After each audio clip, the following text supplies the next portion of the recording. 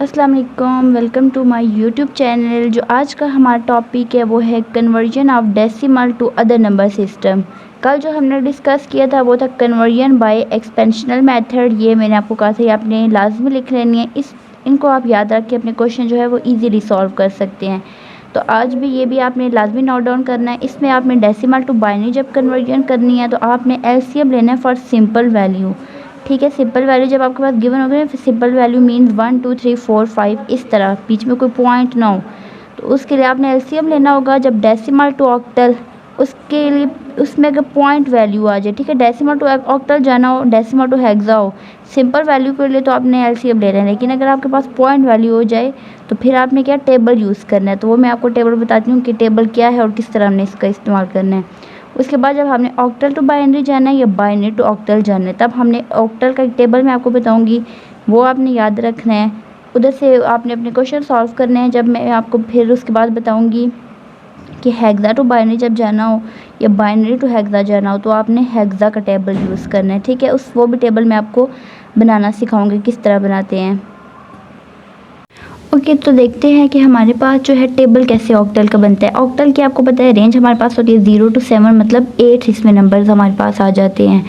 और अब आपने देखना है कि इसमें हमारे पास जो है 3 कॉलम होंगे। ठीक है, 3 कॉलम होंगे, ये आपने बात याद रखनी है। इसमें हमारे पास 3 कॉलम होंगे। जब 3 कॉलम होंगे तो ये चीज़ आपने याद रखनी है कि यहाँ से हमें स्टार्ट करें 2 की पावर 0, 2 की पावर 0 1 होता है, मतलब 2 आ जाते हैं। ठीक है, 2 की पावर 0 1 होता है, तो मतलब 1 0 1 1 1 0 1 1 ये हमने यहाँ पे लगाना है। फिर जब 2 की पावर 1 होगा तो मतलब 2 2 0 2 1 2 0 2 1 हमने ऐसे लगाना है। जब 2 की पावर 2 होगा मतलब 4, तो 2 पहले हमने 4 0 लगाना है फिर 4 1 लगाना है। ठीक है, इस तरह आपने इस टेबल को याद रखना है।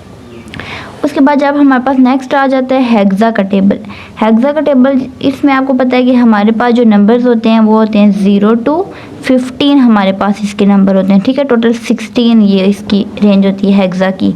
अब इसका आपने कैसे याद रखना है, उसी तरह इसमें अब आपने याद रखना है कि जो हेक्सा का टेबल होगा इसमें हमारे पास जो है 4 कॉलम होंगे। ठीक है, और आपने कैसे स्टार्ट करें 2 की पावर 0, 2 की पावर 1, 2 की पावर 2, 2 की पावर 3, 2 की पावर 0 मतलब 1, फिर 1 0 1 1 1 0 1 1 1 0 1 1 सो ऑन। इसी तरह 2 की पावर जब 1 होगा तो तब हमारे पास क्या होगा 2 0 2 1 2 0 2 1 2 0 2 1। ठीक है, जब हमारे पास होगा 2 की पावर 2 तब क्या होगा 4 होता है, तो 4 0 होंगे 4 1 होंगे, फिर 4 0 होंगे और फिर 4 1 होंगे। ठीक है, इसी तरह जब 2 की पावर 3 है तो 8 होता है, 2 की पावर 3 8 होता है, तो तब आपके पहले 8 0 आएंगे। ठीक है, और फिर आपके पास जो है वो 8 1 आएंगे। इस तरह आपने ये टेबल याद रखना है।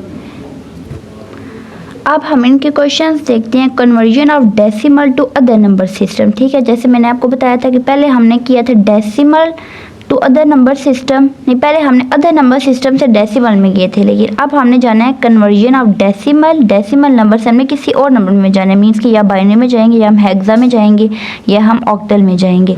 ठीक है, तो अब हम देखते हैं कि आगे इसके क्वेश्चन किस तरह होते हैं।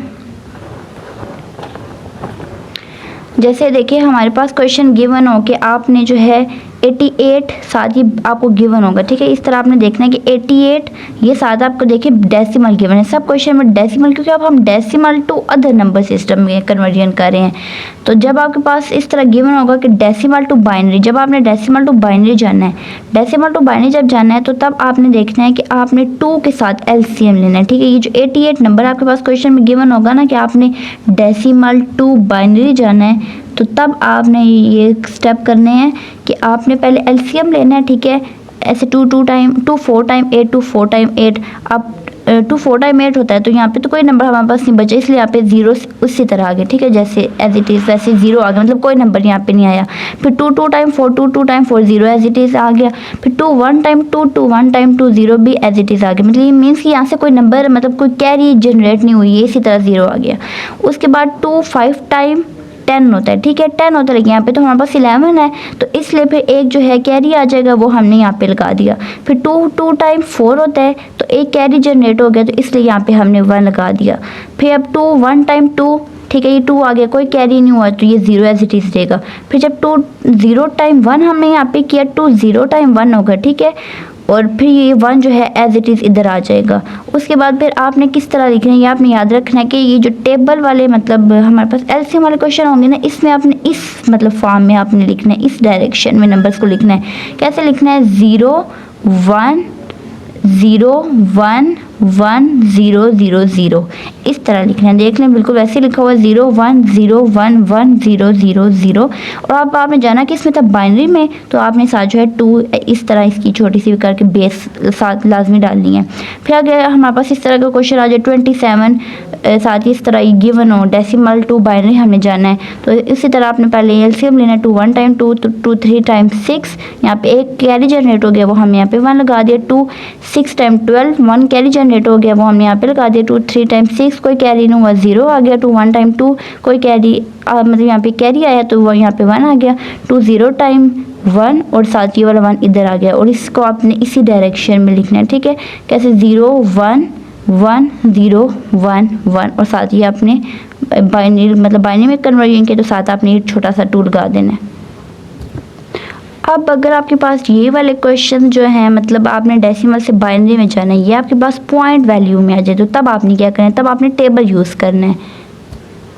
तो टेबल किस तरह यूज़ करना है देखें। जैसे पीछे हमारे पास वैल्यू क्या थी 0.23, ठीक है, ये हमारे पास वैल्यू है 0.23।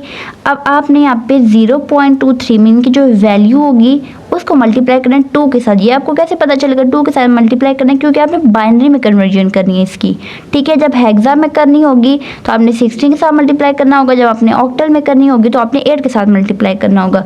अब 0.23 को मल्टीप्लाई किया आपने 2 के साथ, कैलकुलेट आपने किया तो 0.46 आया। जब 46 आया तो फ्रैक्शनल वैल्यू में आपने 0.46 लिख लेना है, और इंटीग्रल में जो पॉइंट से पहले वैल्यू होगी वो आपने लिख देनी है 0, ठीक है। उसके बाद जब आप अगेन मल्टीप्लाई करेंगे, जब आप अगेन मल्टीप्लाई करेंगे तो आपने 0.46 यहाँ पे कोई भी नंबर आगे 1 2 3 आज वो नहीं करा, हमेशा यहाँ पे 0 ही रहेगा। 0.46 ये जो रिजल्ट आया था 0.46 मल्टीप्लाई 2, ये हमारे पास आ गया 0.92 और यहाँ पे आपने फ्रैक्शन वैल्यू लिख दी, इंटीग्रल वैल्यूज़ की हमारे पास 0 आ गई। फिर उसके बाद जब आपने किया 0.92 मल्टीप्लाई 2 आपके पास आया 1.84, यहाँ पे आपने फ्रैक्शन वैल्यू लिखी 0.84 और यहाँ पे 1 आ गया। फिर जब आपने अब यहाँ पे देखिए ये जो बात बिल्कुल ठीक है कि आपने 0.84 से करना है, ठीक है। अब यहाँ पे देखिए हमारे पास रिजल्ट में तो 1 आया था, ये वाली चीज़ आपने यहाँ से याद नहीं रखनी है, आपने हमेशा 0.84 को मल्टीप्लाई करना होगा 2 के साथ। फिर 1.68 आया, फ्रैक्शन वैल्यू आपकी आ गई 0.68, 1 आपका आ गया इंटीग्रल वैल्यू इसकी। उसके बाद जब आपके पास है 0.68, अब देखिए यहाँ पे भी 1 आया था तो 0.68 हमने लगाया, मल्टीप्लाई किया 2 के साथ 1.36 आया, 0.36 और इंटीग्रल वैल्यू इसकी 1 आ गई, ठीक है। ये टेबल की वैल्यू तो आगे चलती जाएंगी, लेकिन ये क्वेश्चन में कोई स्पेसिफिक गिवन नहीं होता, ये आपने अपनी मर्जी से जो है 4-5 जो है वैल्यू फाइंड कर लेनी है। और इस तरह 0.23 को हमने कन्वर्ट कर लिया बाइनरी में 0 0 1 1 1। और अब आपने याद रखना है कि टेबल में आपने हमेशा ऊपर से ना नीचे की तरफ, नीचे वाले डायरेक्शन में, एलसीएम में हम नीचे से ऊपर डायरेक्शन में जाते थे, अब टेबल में आपने ऊपर से नीचे वाले डायरेक्शन में है, ठीक है। इस तरह ये आपने फ्रैक्शनल वाले क्वेश्चन करने हैं, ये पॉइंट वाली वैल्यू आपके पास आ जाए तो आपने ये वाले क्वेश्चन इस तरह करने हैं। अब नेक्स्ट जब आपने डेसिमल टू ऑक्टल जाना है, ठीक है, पहले हमने किए डेसिमल टू बाइनरी, तब भी सिंपल वैल्यू के लिए आपने इसी तरह एज इट इज़ एलसीएम लेना है। अब आपने यहाँ पे याद रखना है कि जिस वैल्यू में हमने जा रहे होते हैं मतलब ऑक्टल में हम जा रहे हैं तो आपने उस वैल्यू के साथ एलसीएम लेना है। 8 के साथ हमने एलसीएम लिया तो 8 1 टाइम 8, 8 4 टाइम 16 और 7 हमारे पास इसका कैरी आ गया। 8 1 टाइम 8 और 6 इसका कैरी आ गया।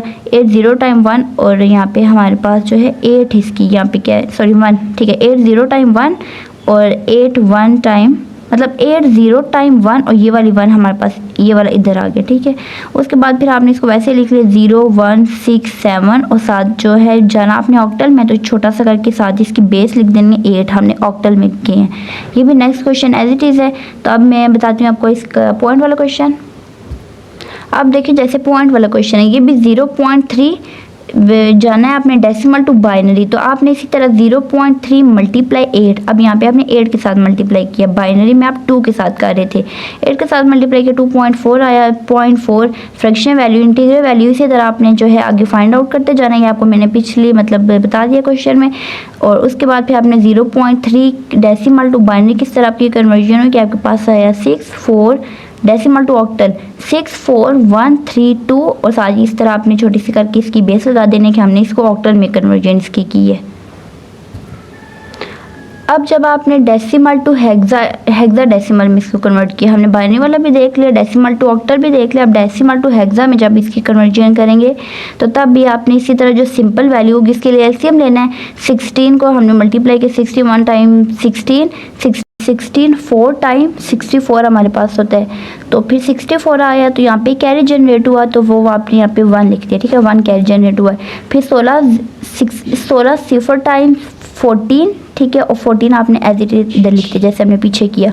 अब फिर 0 E1 ई की वैल्यू जैसे आपने देखी होगी उसमें टेबल में, तो ई की वैल्यू हमारे पास होती है 14, हमारे पास 14 आया, ये 0 14 1, तो हमने जो है 14 की जगह ई लिख दिया और इसको कन्वर्ट कर दिया हेक्साडेसिमल में। इसी तरह ये नेक्स्ट क्वेश्चन भी हमारे पास ऐसा ही है।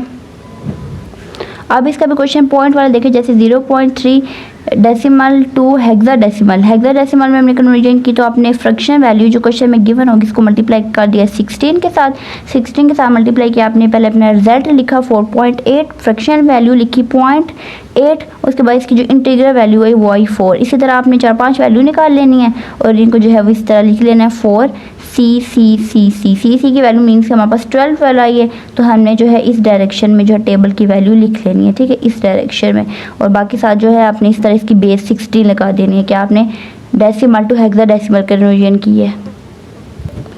अब जब हमारे पास क्वेश्चन आ जाते हैं ऑक्टल टू बाइनरी, तो उसके लिए मैंने आपको बताया था कि हमने ये टेबल यूज़ करना है, ठीक है, ऑक्टल टू बाइनरी के लिए हमने ये टेबल यूज़ करना है, ये आपको मैंने आगे बता दिया किस तरह इसका हमें यूज़ करना है। अब क्वेश्चन में देखिए कि किस तरह इसका टेबल का यूज़ होगा, 3 7 2 और यहाँ पे ऑक्टल टू बाइनरी हमने इसकी कन्वर्जन करनी है ना, तो आपने टेबल में देखना है 3 की वैल्यू हमारे पास टेबल में क्या है, 3 की वैल्यू यहाँ पे टेबल में हमारे पास क्या है 0 1 1 1, ठीक है, 0 1 1, तो यहाँ पे भी हमने 3 की वैल्यू की जगह लिख दिया 0 1 1। इसी तरह 7 की जो हमारे पास वैल्यू हो वो है 1 1 1, हमने 1 1 1 लिख दी। इससे 2 की वैल्यू हमारे पास क्या है 0 1 0, ठीक है, ये हमने 2 के वैल्यू लिख दी, साथ हमने बाइनरी कन्वर्जन की तो साथ हमने इस छोटा सा 2 लगा दिया, ठीक है। उसके बाद ये पॉइंट वाली वैल्यू में भी यहाँ पे भी यही सीन है कि आपने 1 0 7 आपने यहाँ से चेक करना स्टार्ट करना है कि 7 की टेबल में वैल्यू क्या गिवन है 1 गिवन है वो आपने लिख दी है, 0 की वैल्यू भी हमारे पास 0 गिवन है वो आपने लिख दिया, और 1 की वैल्यू जो हमारे पास 0 1 वो क्वेश्चन में गिवन है, वो टेबल में गिवन है, वो हमने यहाँ पे लिख लिया। इसी तरह बस मिड में आपने पॉइंट लगाना है। 5 की भी वैल्यू आपने टेबल से देख लेनी है, 5 की वैल्यू हमारे पास है 1 0 1 और 2 की वैल्यू हमारे पास टेबल में है 0 1 0। साथ ये बाइनरी हमने बाइनरी में कन्वर्जन किया तो साथ ये बाइनरी का सिंबल डाल देना है। अब जब हमने बाइनरी टू ऑक्टल कन्वर्जन करनी है, ऊपर हमने की है ऑक्टल टू बाइनरी, ठीक है।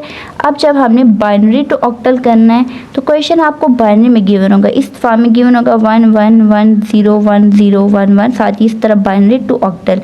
पहले आपने क्वेश्चन को है खोल के लिख लेना है, ठीक है, 1 1 1 0 1 0 1 1 0। अब आपको पता है जो ऑक्टल का टेबल होता है उसमें 3 हमारे पास कॉलम होते हैं, तो आपने 3 3 की पहले इस तरह आपने बना लेने हैं, पेयर बना लेने हैं, अपने यहाँ पे भी 3 का पेयर बना लेना है, यहाँ पे भी अपने 3 3 का पेयर बना लेना है। फिर उसके बाद जब आपने देखा कि 1 हमारे पास टेबल में किसके इक्वल है 7 की, हमने वो लिख लिया, 0 1 0 हमारे पास 2 के इक्वल हमने वो लिख लिया, और 1 0 हमारे पास 3 के इक्वल है, हमने ये लिख लिया। तो इस तरह जो हमारे पास क्वेश्चन आ गया, आंसर आ गया इसका 3 2 7 8, हमने इसकी ऑक्टल में कन्वर्जन की है। अब जब हमने देखा convert hexadecimal to binary, hexadecimal से हमने बाइनरी में जाना है, तो 4f। अब 4 की वैल्यू तो हमने पहले इस मतलब ये हेक्सा वाले टेबल में देखनी है, ठीक है, ये जो मैंने आपको पहले टेबल बताया था हेक्सा का टेबल। 4 की वैल्यू हमारे पास क्या 0 1 0 0 1 0 0, 4 की जगह हमने लिख दी 0 1 0 0। एफ हमारे पास किसके इक्वल होता है, एफ हमारे पास बराबर होता है 15 के बराबर होता है, और 15 की वैल्यू हमारे पास टेबल में किसके इक्वल है 4 1 के, ठीक है, वो 4 1 हमने साथ लिख लिए और हमने इसको बाइनरी में कन्वर्ट कर दिया तो साथ हमने 2 लगा दिया। इसी तरह पॉइंट की वैल्यू का भी सिमिलर वैसे ही जैसे मैंने आपको पीछे बताया, पॉइंट की वैल्यू के लिए भी हमने यहाँ पे ए की वैल्यू, ए हमारे पास किसके इक्वल होता है, ए हमारे पास 10 के इक्वल होता है। 10 की वैल्यू हमने टेबल में देखी, 1 की वैल्यू टेबल में देखी, पॉइंट डाल के 0 की वैल्यू टेबल में देखी हुई, 3 की वैल्यू टेबल में देखी हुई, इसको हमने बाइनरी कन्वर्जन कर ली। उसके बाद जब हमने कन्वर्ट करा बाइनरी टू हेक्साडेसिमल, इसके लिए आपने पहले खोल के क्वेश्चन लिख लेना है, ठीक है। जैसे पीछे कहा था वैसे ही आपने इस क्वेश्चन को लिख लेना है। पीछे आपने 3 का पेयर बनाया था, अब यहाँ पे आपने 4 का पेयर बनाना है, क्योंकि आपको पता है कि हमारे पास जो हेक्सा का टेबल है उसमें हमारे पास 4 कॉलम होते हैं, तो 4 का आपने इस तरह बना लेना है, ठीक है। पेयर, अब 4 का पेयर बनाया 1 1 0 0, ये टेबल में हमारे पास किसके इक्वल है, 1 1 0 0 3 के इक्वल है, ये हमने लगा दिया। और 1 0 0 1 ये किसके इक्वल है, 9 के, तो हमने इस तरह साथ लगा लिया और साथ जो है हमने इसे कन्वर्ट किया है हेक्सा में, साथ हमने इसकी जो बेस है वो 16 डाल दी। ओके, तो होप सो आपको आज का लेक्चर लाजमी समझ आया होगा। कोई भी क्वेश्चन आपको समझ ना आया हुआ तो आप मुझसे कमेंट बॉक्स में लाजमी पूछ सकते हैं। वीडियो पसंद आई हो तो वीडियो को लाइक करें, मेरे चैनल को भी लाजमी सब्सक्राइब कर दिया करें और साथ जो है बेल नोटिफिकेशन के बटन को भी प्रेस कर दें ताकि आपको आने वाली न्यू वीडियो जो है वो रिसीव होती रहे। ओके, अल्लाह हाफिज़।